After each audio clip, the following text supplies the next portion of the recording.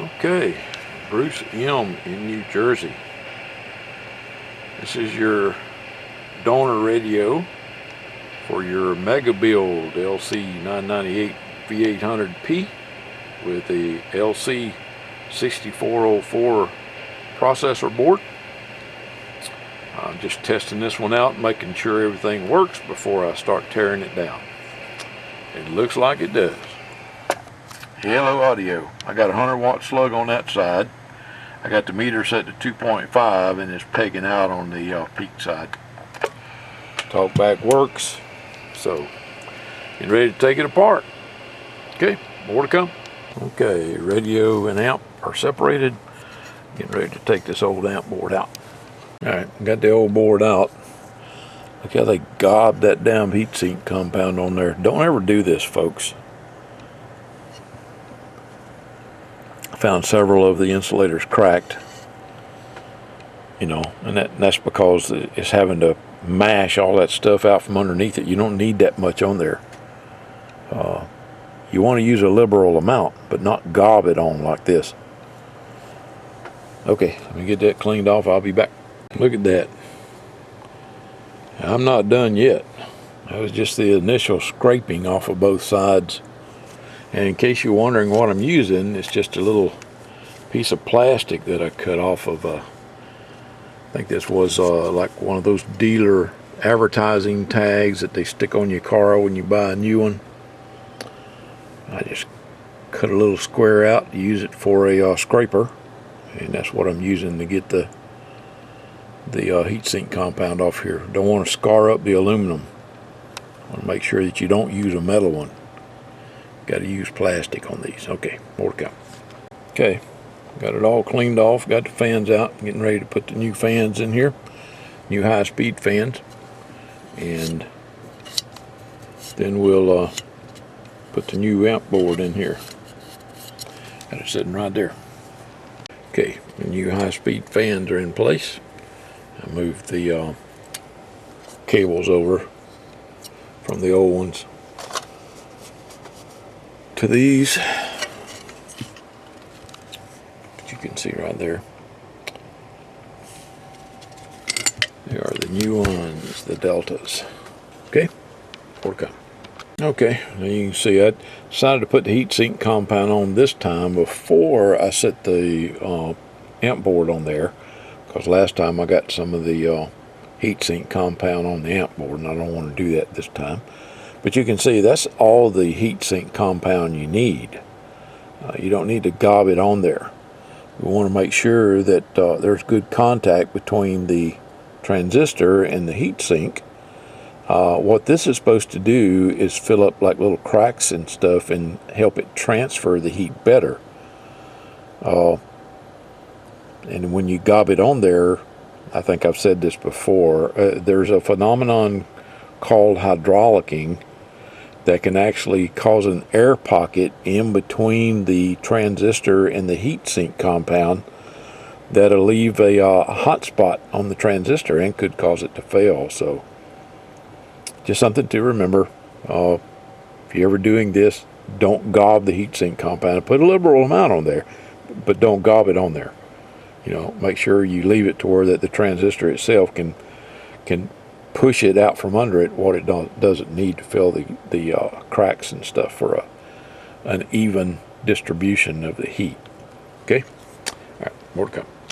And here come the red dots. Get ready to put those in. They are a matched quad pair. You can see they're all 110s. Okay. Got the board mounted. Getting ready to install the transistors. Okay, we got them all screwed in place. I'm getting ready to lay some solder. One thing I wanted to mention is when you're doing this, if any of you ever do this, don't use a drill driver. I've got one here and I've got the clutch set all the way to its lowest setting. Sometimes it won't even take a screw out of the cover. I have to break it loose with a manual screwdriver and then take it out. But I'm saying that to say this: don't over torque these screws. Get them nice and firm, but don't put the hurdy-gurdy factor on it like we used to call it. In other words, don't torque it as hard as you can. Just make sure they're nice and snug, good and firm, so that they won't come back out. Because if you break one of these things off inside this heatsink, I can imagine you're going to have a hell of a time getting it out. Okay? And you got to have both screws to hold the transistor down and flush against the heatsink. All right, more to come. Okay, there they are, all soldered in place. I'm getting ready to put the feedback boards on now. Okay, feedback boards are in. Coax cable and power is next. Okay, got the power cables all hooked up. I need to be able to get a torch in there to do this. I've got a 230 watt gun that I was using. I've got the, don't worry, I mean, I've got a good joint there. It just looks like shit. Whereas if I had, I could get a torch in there to it, I could smooth it all out, you know, and make it flow a little better. But using a soldering gun, you can't really do that. Using some new cable for the connection to the radio. This time I probably won't do it anymore because it's too damn stiff. But it's marine grade cable. It's Encore marine grade, 4AWG, been Coast Guard approved. It's boat cable, 600 volts, 105 degrees centigrade dry, 75 degrees centigrade wet, oil resistant, blah blah blah. Okay, I got that going to the radio. I think from now on I'm going to use the flex cable because it's easier to route into the amplifier, and you know, I don't think, I mean, this is good cable. It's marine grade cable. And if some of you want me to make up your power cable out of this, then I'll do that. But this is some very expensive shit. It's like $6 a foot for this stuff. It was well over $100 for the 25-foot pieces that I got.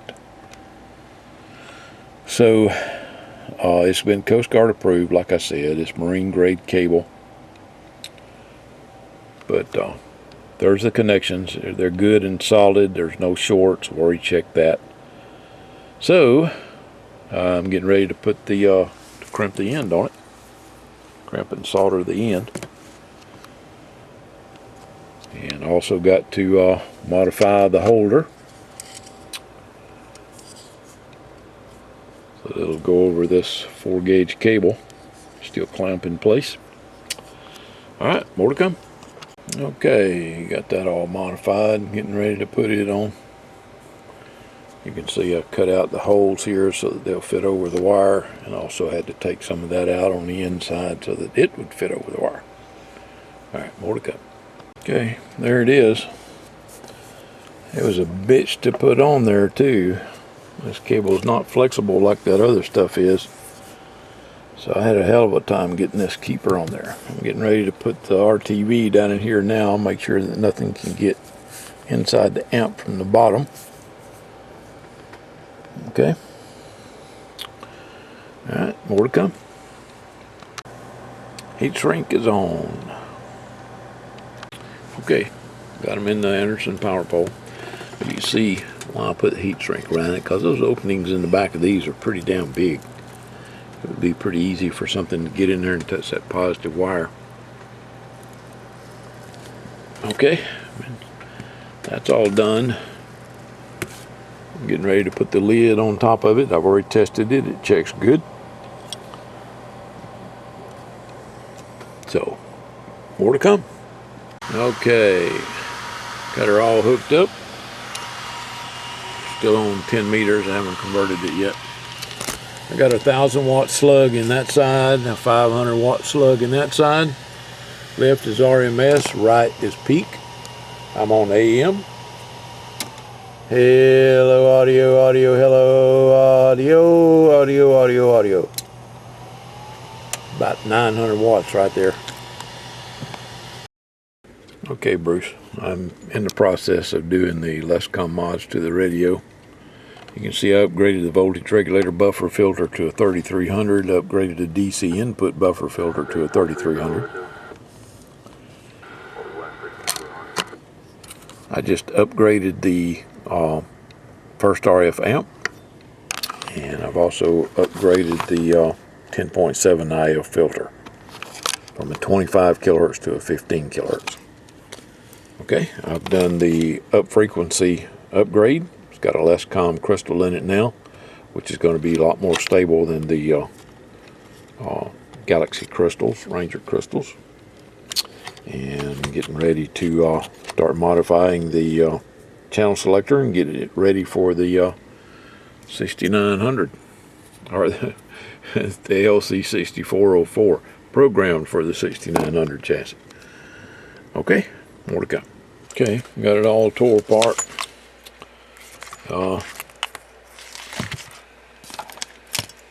Getting ready to start modifying the frequency determining area. Hopefully I can put it back together. Okay, more to come. Alright, quick little update. I got all the programming chips and the old cable that went to the channel selector out. And I've got the new CPU harness wired in. And I'm getting ready to take out these finals. You want to upgrade to FQP 13N6s, which is good. So I'll be doing that next. More to come. Okay, Bruce, got the 3-digit display all mounted. Getting ready to marry the face back up with the bottom of it. I've got the SP1A is wired in. The control leads, of course, will be in the box there on the top. And there's your amp. I need to put the cover back on that. She's just about ready to go. And more to come.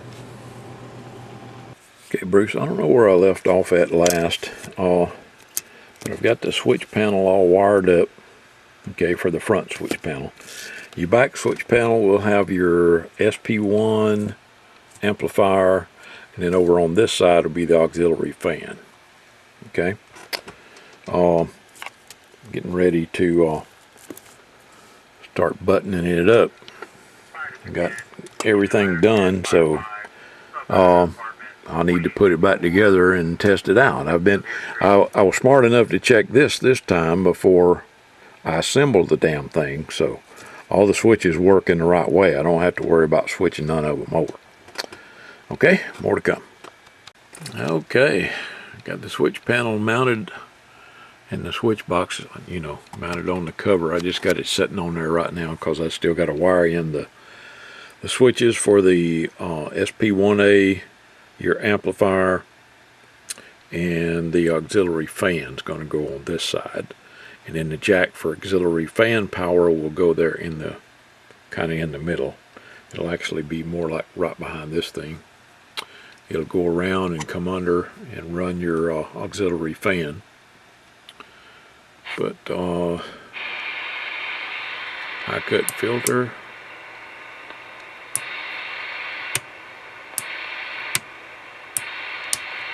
Pretty obvious. It works really well.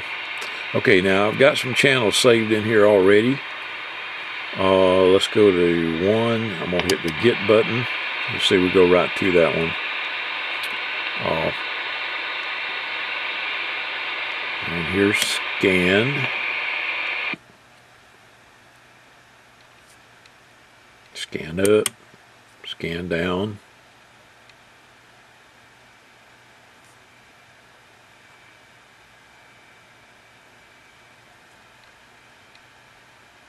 I'll let it scan down to the bottom so I can show you your lowest frequency and your highest frequency.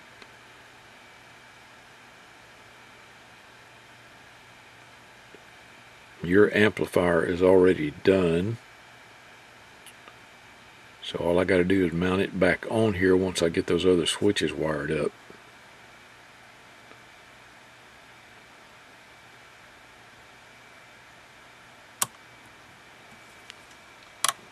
Oops. There's your lowest frequency right there. Lowest channel, -15. Here's your highest, 236, 29,365.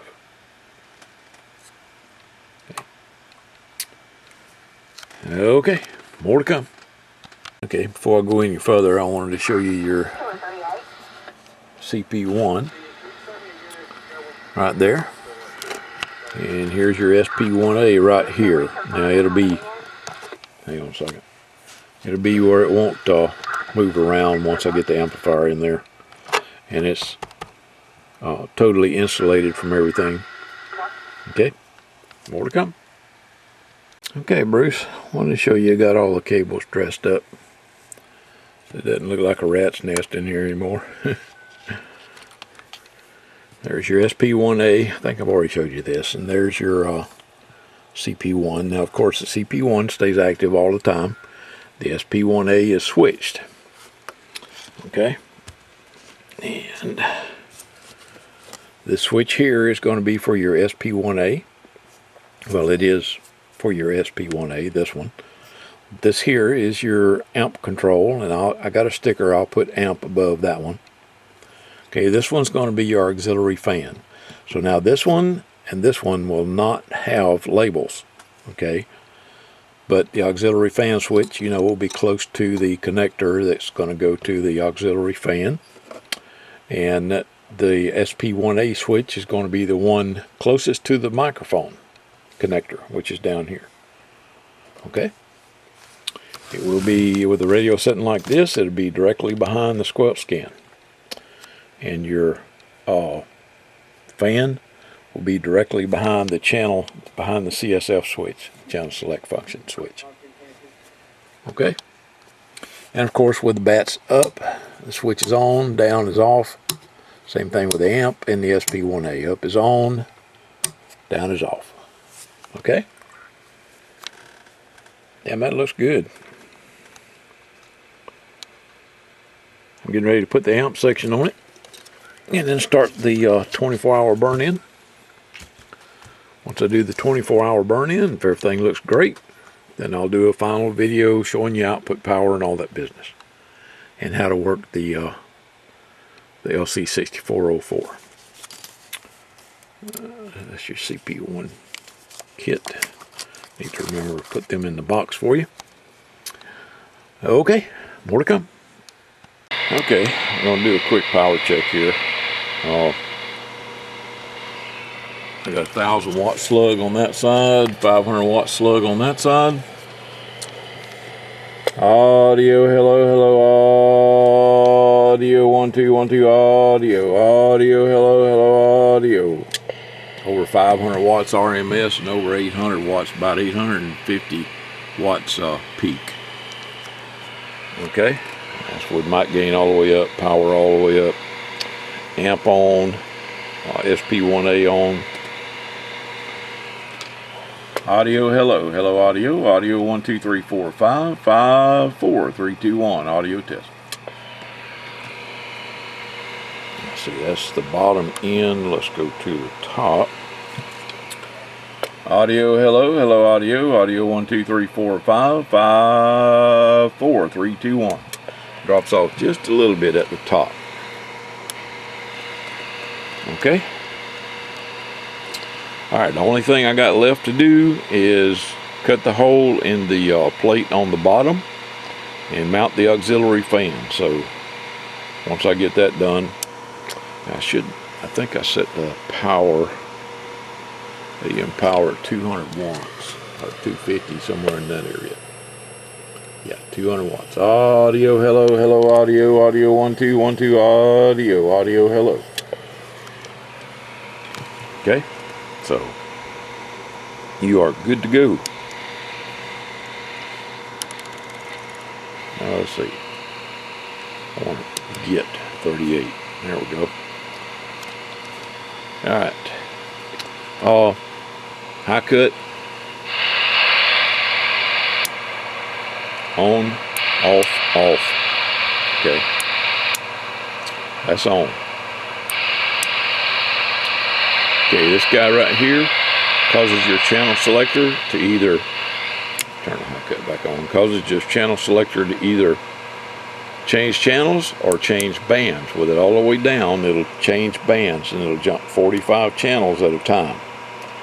So it's easy to move from the top to the bottom of the radio. Okay, keep it in the channel position. This is your save and get switch. Alright, I'm on channel 38 now. I've got the memory position set to channel 3. If I want to save that, I would press this switch down and you'll see the channel display go out. Okay. Now to get back to it, to pull it back up, you'd simply put the selector on 3 and press the switch to the get position and it'll pull it up. Let's see, what do I have? I think I've got 26915 on position 1. Yep. Position 2. Don't remember what I got in 2. Okay, channel 19. 3 is 38. And 4 is the Caribbean channel. And 5 is international call frequency. Now, international call is upper sideband, so you'd need to go this way. Okay. And of course, scan. You want to use scan, squelch the radio, where it just cuts out the noise. Push the selector up or down, depending on which way you want to scan. Okay. Up, of course, scans up. That's what it does when it detects a signal and stops.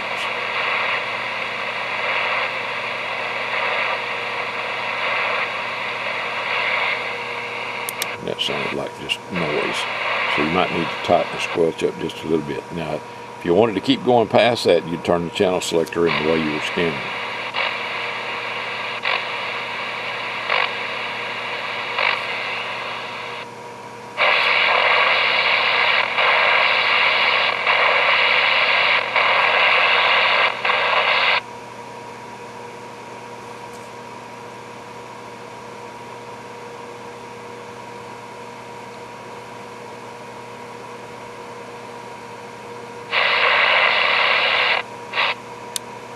I had it on sideband too. Now I don't have it hooked to an outside antenna, so we're not really going to hear anything. But that's how your scan works. Okay, then on the back, this is a connection for your auxiliary cooling fan. Okay, this switch here controls the auxiliary cooling fan. Down is off, up is on. Now, the fan has power as long as your power cable is connected. It's directly connected to the power cable. And I had to do this to keep noise out of the radio. Okay? If I hooked it up inside the radio, it didn't matter if I had filters on it or whatever, the radio was picking up noise. Okay, this switch here is your amp switch. Up is on, down is off. Okay? Up on, down off. This is your SP1A switch. Up is on, down is off. Alright, now I've got a sticker I'm going to put over the amp switch, but I don't have a sticker for a label for the auxiliary fan or the SP1A yet. I'm going to get some of those. When I get some in, I'll mail you some. Okay, and you can put them on there. Just remember, auxiliary fan, amplifier, SP1A. Okay? Alright, when I get the auxiliary fan put on, I'll be back to show you how that works. Oh, actually, you've probably already seen one of those. So, I'm just going to make this the final video, Bruce. Bruce, I sure hope you enjoy your new radio. It's my pleasure to build it for you. 73, everybody.